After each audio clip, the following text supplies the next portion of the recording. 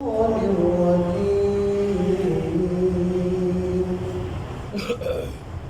الله الرحمن الرحيم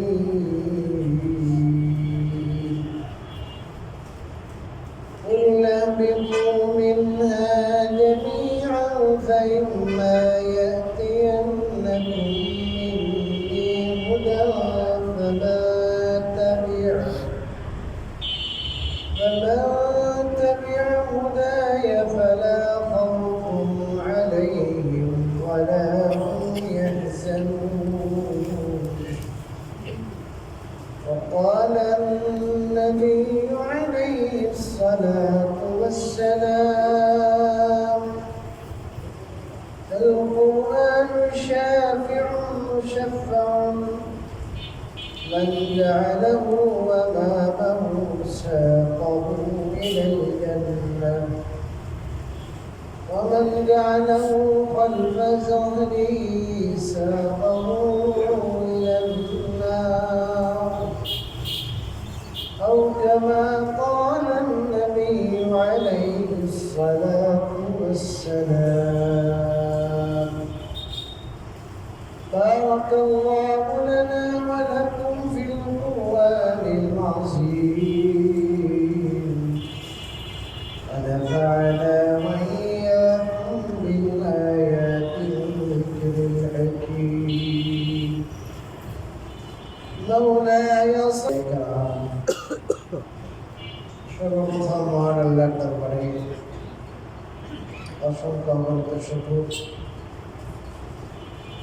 যে তিনি আজ আমাদেরকে সুস্থ রেখেছেন এবং তার ঘরে আসার মতো মহা সৌভাগ্য আমাদেরকে নসিব করেছেন।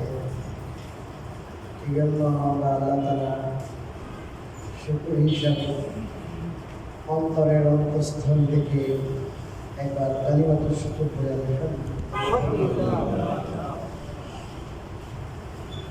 আল্লাহ রাব্বুল আলামিন আমাদের সবার সৃষ্টিকর্তা আল্লাহ তাআলা যেমন মানুষ সৃষ্টি করে মানুষ যেন বড় হয়, মানুষ যেন সুস্থ থাকে, মানুষ তার সময় সময় তার যত কিছু প্রয়োজন সব কিছু যেন সে সময় মতো পায়। এজন্য যত বাহ্যিক উপকরণ সবগুলো আল্লাহ ব্যবস্থা করেছে। এই জন্য আল্লাহ তাআলার নাম হলো রব।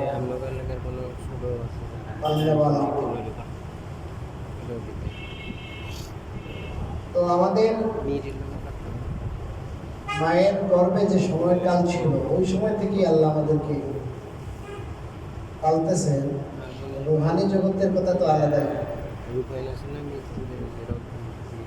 তখন যা দরকার আল্লাহ তাআলা সবকিছুর ব্যবস্থা করে আসছে। বুনিয়াদি ভাবে মৌলিক ভাবে মানুষের বেঁচে থাকার জন্য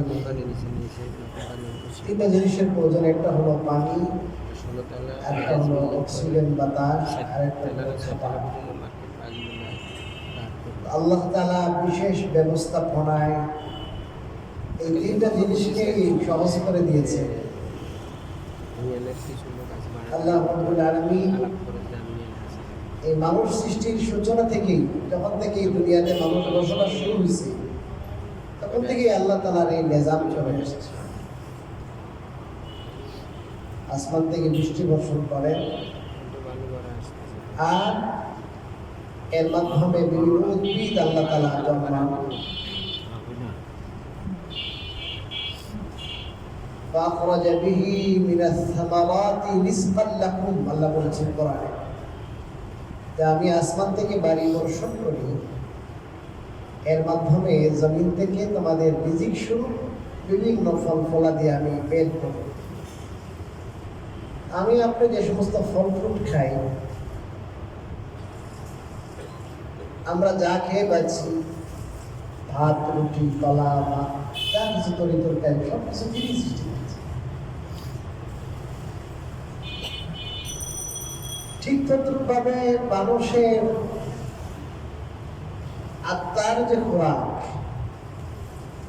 মানুষ দুটি জিনিসের সমন্বিত নাম, একটা হলো মানুষের বডি আর একটা মানুষের রূহ। রূহেরও বৃদ্ধির দরকার, মানুষের দেহের যেমন বৃদ্ধির দরকার, দেহের যেমন সুস্থ থাকা দরকার, দেহের যেমন চাহিদা পূরণ করা দরকার, ঠিক তেমনি ভাবে মানুষের দেহের ভিতরে লুকায়িত যে মানুষের রূহ আছে, প্রাণ আছে, এই প্রাণেরও খাবার দরকার, প্রাণেরও বৃদ্ধির দরকার, প্রাণেরও সুস্থ থাকা দরকার। এই জন্য যে আল্লাহ এই দেহের খাবারের যাবতীয় ব্যবস্থা তিনি নিজেই করেন, এই কি আল্লাহ আমাদের রূহের খাবারের যাবতীয় ব্যবস্থা করছেন।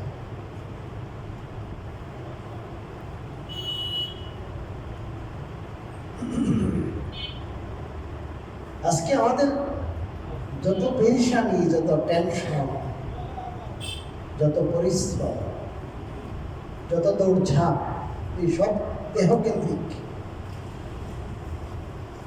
দেহকে সুস্থ রাখা, দেহের যাবতীয় প্রয়োজন পুরা করা, এটাই যেন আমাদের জীবনের লক্ষ্য, এটাই উদ্দেশ্য। এটার জন্য মানুষ আমেরিকা যায়, এটার জন্য মানুষ লন্ডনে যায়, ফ্রান্স, জার্মানি, পারিতে যায়, বিবি বাচ্চা সবাই রেখে, এটার জন্যই সকালে সবাই বেরোয়। কথা ঠিক না? এই দেহ এক সময় ছিল না, আবার এক সময় মাটির সাথে মিশে শেষ হয়ে যাবে। এই দেহ থাকতে, এই দেহ নামক যে পিঞ্জিরা আছে, এই পিঞ্জিরার ভিতরে যে লুকায়িত প্রাণ আছে, এই প্রাণের কোনোদিন মৃত্যু নেই, এই রূহের মৃত্যু নাই। এই রূহের সাথে আল্লাহ তার নির্ধারিত সময়ে একটা বডি বানিয়ে দেবে, ওই বডির ভিতরে ওটা ফিট করবেন, আর মৃত্যু নাই, একটাই মৃত্যু। ওই মৃত্যুটা ছিল শরীরের মৃত্যু। আমাদের প্রত্যেকেই চিন্তা করি, গভীরভাবে চিন্তা করি যে আমার জীবন, মহামূল্যবান জীবন আমি কোথায় ব্যয় করছি, আমি কি টেনশন করছি। আর মানুষ এই সৃষ্টির সেরা মানুষ, আমি কি সেই আমার 3.5 হাত বডি কেন্দ্রিক আমার চিন্তা, আমার সারা জীবনের আয়োজন, আমার সারা জীবনের পরিশ্রম আর চেষ্টা প্রচেষ্টা সব কি এই দেহ কেন্দ্রিকই থেকে যাবে? এদের দেহ শেষ, আমার চেষ্টা।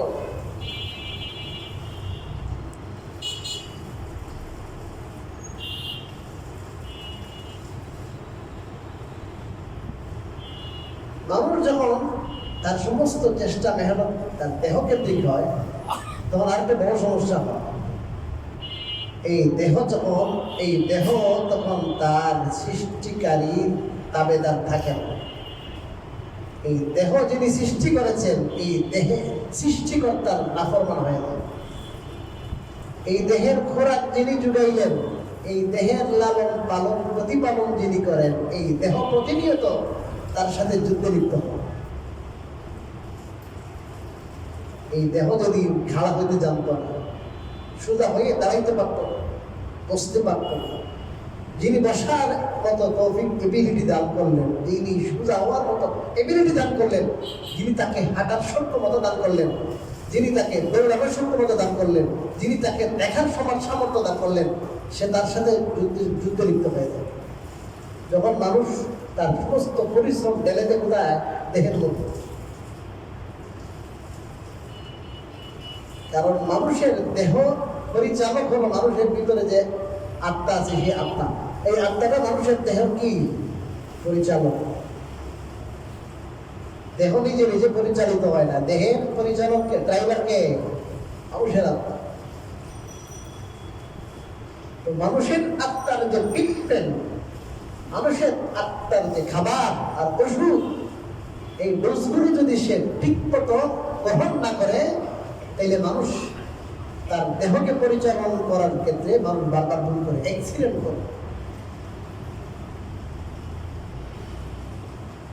সে দেহের জরুরত, দেহের সমস্ত চাহিদা পূরণ করার ক্ষেত্রে এমন এমন সিদ্ধান্ত নেয়, এমন এমন আত্মঘাতী সিদ্ধান্ত নেয়, সে চিন্তাও করতে পারে না যে আমার জন্য কত বড় বিপদ সামনে আছে।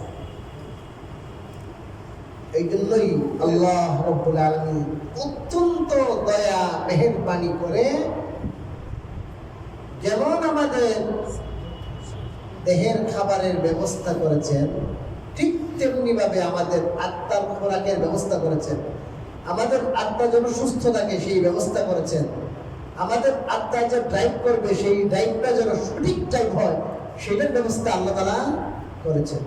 আল্লাহ করেছেন, যেই আল্লাহ মানুষের শারীরিক খাবারের ব্যবস্থা অ্যারেঞ্জমেন্ট করেছেন, ঠিক তেমনি ভাবে মানুষের এই রুহের খাবারের ব্যবস্থা, মানুষের রুহ যেন সুস্থ থাকে, সবল হয়, আস্তে আস্তে রুহটাও যেন বড় হয়, বৃদ্ধি হয়, এটার ব্যবস্থা আল্লাহ তাআলা করেছেন। সেই ব্যবস্থার নাম হলো ওহী।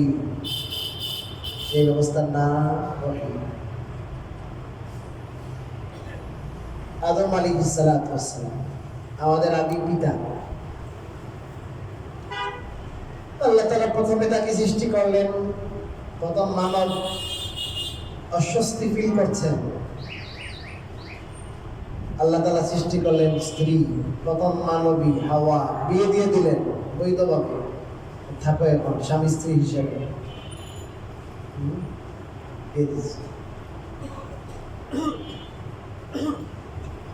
এখন তো বেবিচার করলে, টুকিটার করলে কোনো কি নাই, অপরাধ নাই। বিয়ে করলে বালেগ হওয়ার পর, প্রাপ্তবয়স্ক হওয়ার পর বিয়ে করলে সমস্যা, চুলকানি শুরু হয়ে যায়।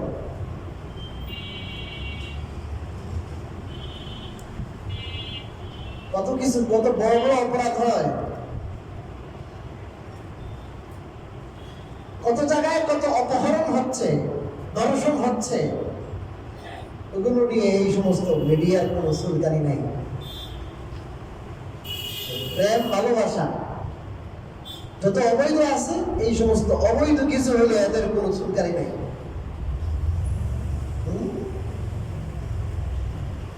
আর বৈধ কোনো পদে কেউ কোনো কিছু করলো, এটা নিয়ে সবার চুলকানি শুরু হয়ে যাবে।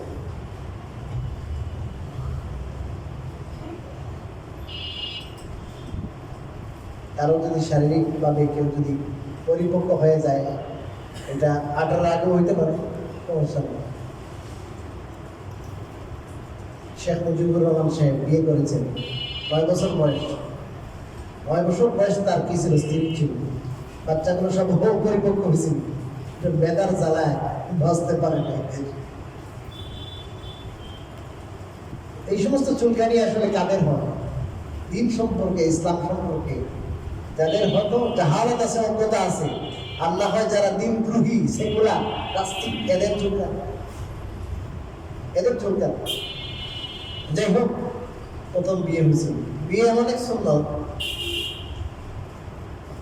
মনে করেন, কথা বলেই গেলে যখন কথা শুরু হয়েছে, এখন যে সোশ্যাল মিডিয়ার যে যুগ, যে প্রবণতা শুরু হয়েছে, যে অভিভাবকরা, যে একজন যদি সৎ অভিভাবক থাকে, শরিয়ার উপরে, দ্বীনের উপরে থাকতে চান,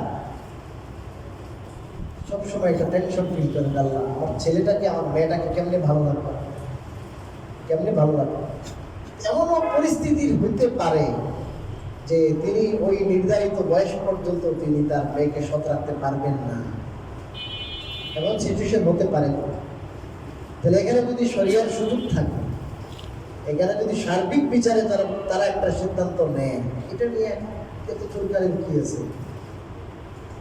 সৎভাবে থাকুক, ভালোভাবে থাকুক, শরীরভাবে থাকুক, হারামভাবে থাকুক, হারাম হলে তো কোনো চুলকানি নাই না, এটা ঠিক আছে, ফ্রি মাইন্ডে সত্য হবে, হারামে কোনো সমস্যা নেই। যাই হোক, আমাদের আয়েশা রাদিয়াল্লাহু তাআলা আল্লাহ তাআলার নির্দেশে তার রূপসতী হয়েছে 9 বছর বয়স। আল্লাহর নির্দেশে 9 বছর, 9 বছর বয়স হয়েছে। বাংলাদেশে 9 বছর আর আরবের 9 বছর বেশ আছে।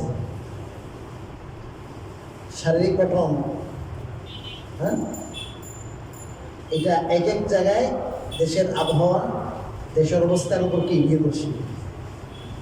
যাই হোক, তো বলেছিলাম আল্লাহ তাআলা হযরত আদম প্রথম মানব, হাওয়া প্রথম মানবী, বিয়ে দিয়ে দিলেন থাকা। হঠাৎ করে হুকুম হইল যে যান, দুনিয়ায় যান, নেমে যান। এখন তো খুব টেনশন ফিল করছেন আল্লাহ, একটা বেহেশত থেকে যাব, আবার আল্লাহ তাআলার কাছে থেকে, আমরা কাছে ছিলাম এখানে, তো এখন আমি দুনিয়ায় চলে যাবো, আল্লাহ জানে কি হয়। অনেক বেশি টেনশন ফিল করছেন।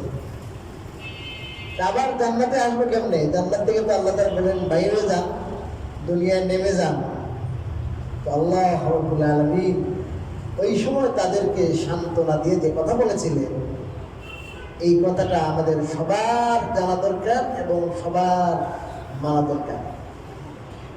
কারণ সেই সময় যে কথা আল্লাহ বলেছিলেন, এই নির্দেশনা আল্লাহ দিয়েছিলেন, এই শান্তির বাণী আল্লাহ শুনিয়েছিলেন, এটা শুধু দুইজনের জন্যই নয়। আমি যে আয়াত খুতবাতে পাঠ করেছি, সেই আয়াতে আল্লাহ বলেছেন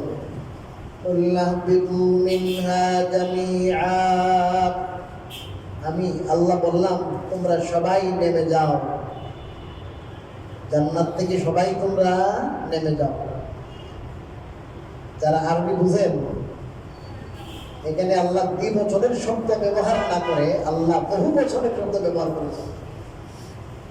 দুইজনের জন্য আরবিতে বলা হবে ইহবিতা, তো আলিফ।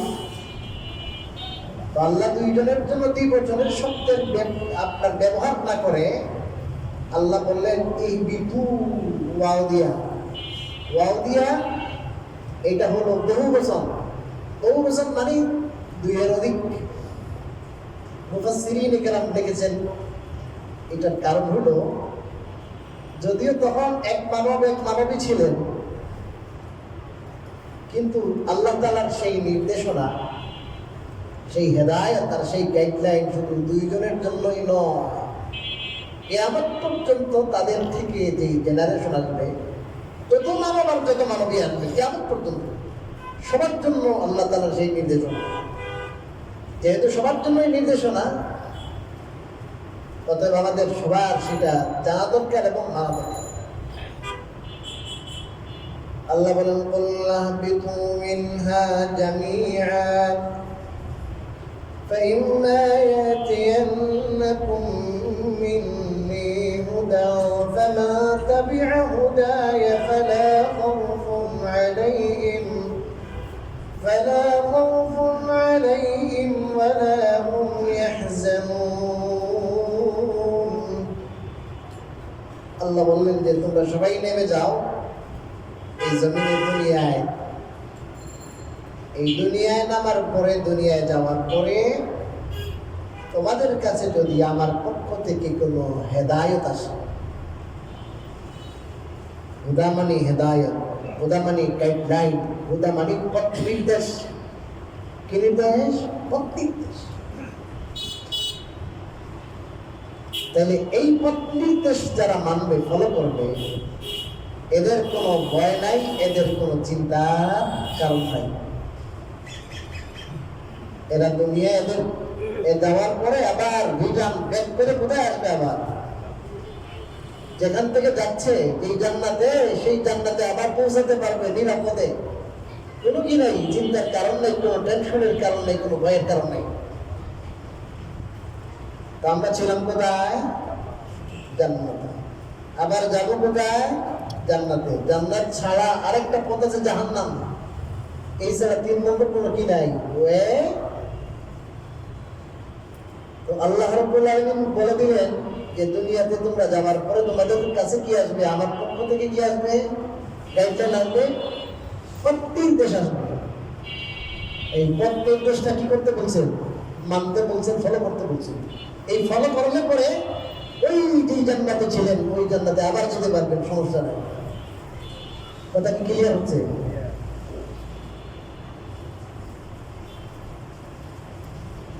এই গাইডলাইনটা ফলো করতে বলেছেন, অনুসরণ করতে বলছেন, মানতে বলেছেন। মানার আগে তো জানতে হবে, না জানলে মানবেন কোনটা?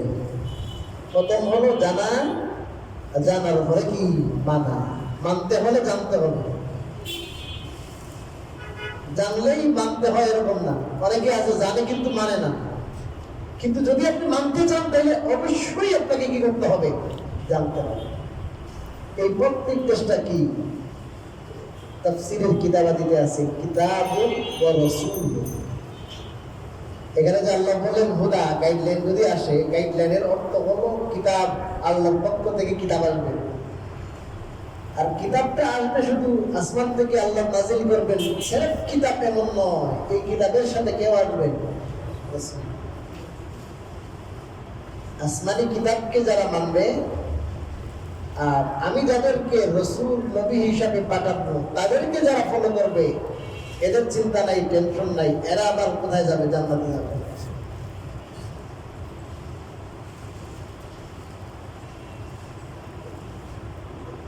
সর্বশেষ কিতাব নাযিল হলো, সর্বশ্রেষ্ঠ এবং সর্বশেষ। এর আগে 104টি সহিফা, 104টি সহিফা আল্লাহ নাযিল করেছেন কমপক্ষে।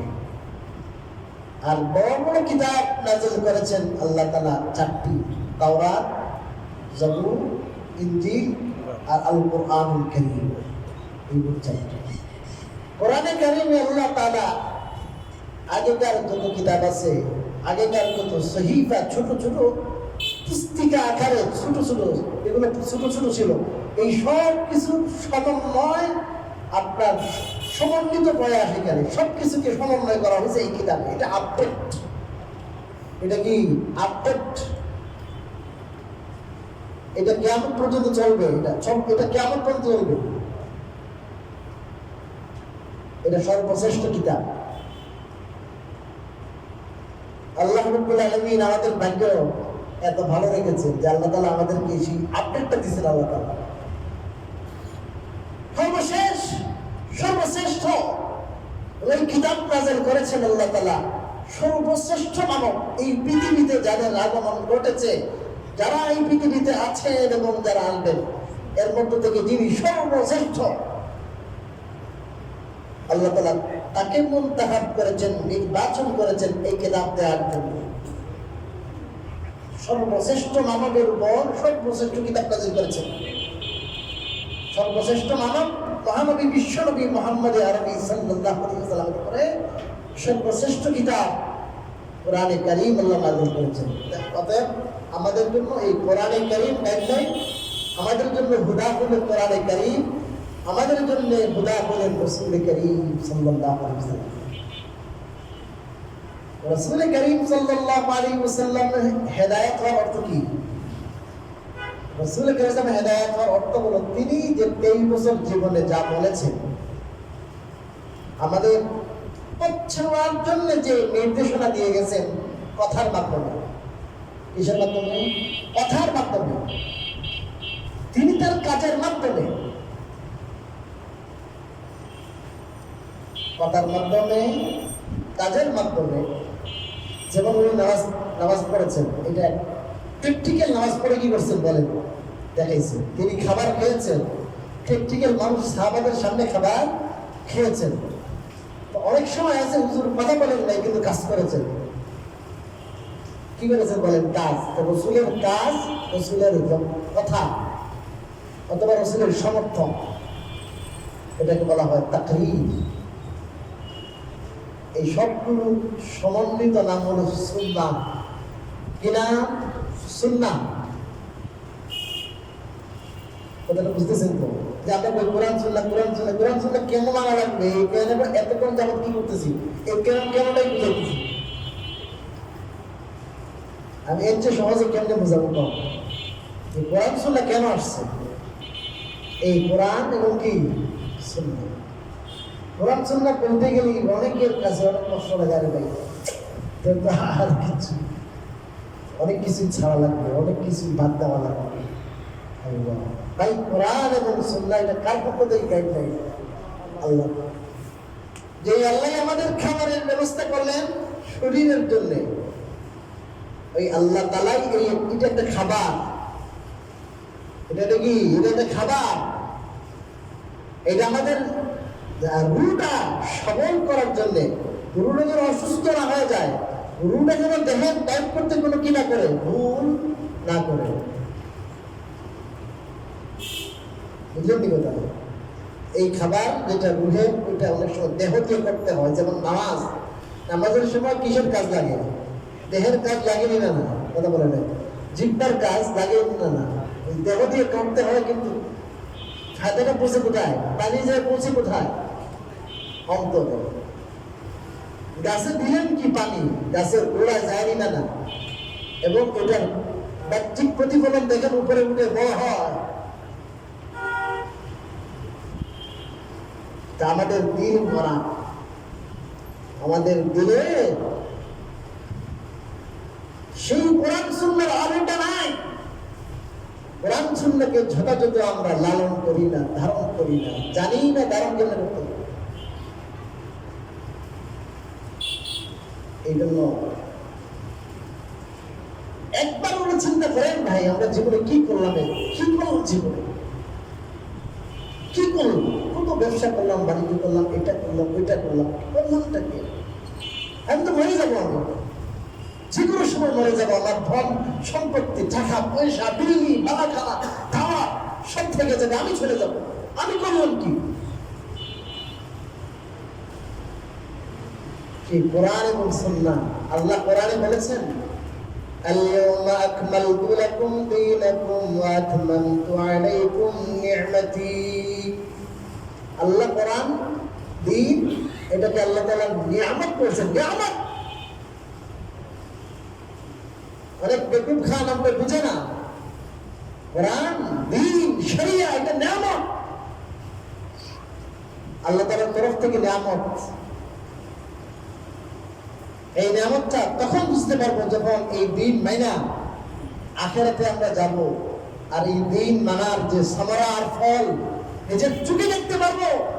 আর নিজের চোখে যখন এই দিন যিনি নাযিল করেছেন সেই মৌলা পাককে যখন নিজের চোখে দেখে পরিতৃপ্ত হবেন, তখন বুঝবেন প্রকৃতপক্ষে এই দিনটা কি জিনিস ছিল। দুনিয়াতে বোঝা যায়, যখন একটা মানুষ বেদিন থাকি তাবলিগে যায়, 3 চিল্লা দিয়ে দিনের পথে আসে, তখন খবর ভাই অনেক কিছু করছি, মনের এমন কোনো খায়স নাই যেটা আমি করি নাই, সবই করছি। এই কথা বলেছিল তারিক জামি সাহেবকে, শিক্ষক কিছু বাদ নাই, সবই তো পুরা করলাম, কিন্তু কেন যেন আমার অন্তরের মধ্যে একটা কমতি আমি অনুভব করি, একটা টেনশন ফিল করি, একটা অশান্তি ফিল করি। তারিক জামি বললেন যে ভাই, তুমি শান্তি যেই পথে খুঁজছো, তোমার শান্তি তো সেই পথে নয়, এই পথে আসো, তুমি 3 দিনে যাও। গেছে, চিল্লা দিছে, এখন কনা শান্তি কোন পথে? যখন মানুষ অন্য লাইনে থাকে, ওই লাইন থেকে যখন মানুষ এই লাইনে, শরিয়ার লাইনে, কোরআন সুন্নাহ লাইনে আসে, তখন দুনিয়াতে থাকা অবস্থায় বুঝতে পারে যে আসল শান্তি কোথায় আছে। দিন যে নিয়ামত, যেটা বোঝা যায় দুনিয়াতে। আল্লাহ তাআলা আমাদেরকে এই কথাগুলো বোঝার এবং আমল করার তৌফিক দান করুন। কোরআন সুন্নাহ নিয়ে আমরা আলোচনা শুরু করবো ইনশাআল্লাহ। কোরআন সুন্নাহ কেন শিখবো, কোরআন সুন্নাহ কি হক, এগুলো আমরা আলোচনা করবো। আল্লাহ তাআলা আমাদের তৌফিক দান করে। আর আমাদের এই মসজিদের দোয়ার জন্য অবস্থা আপনারা দেখছেন, আল্লাহ তাআলার